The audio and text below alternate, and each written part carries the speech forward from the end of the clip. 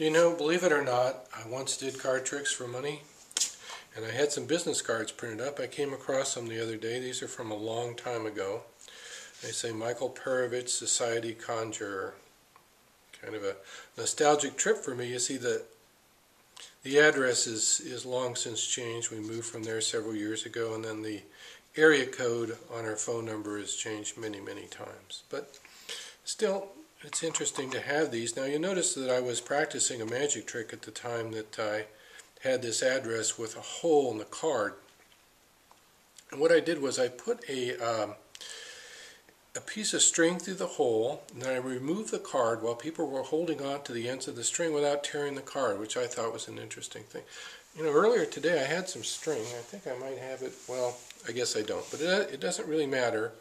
The only issue here really is the location of the hole, because you see, I showed this to my wife and she said, you know, I don't think that's the best place, because when you put a string through there, this is going to hang upside down, your name will be upside down. I said, yeah, geez, that's a good point.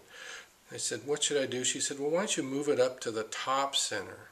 Why don't you just move it over? I said, well, I guess I could do that. Let me see, let me try. Here, just move the hole like this.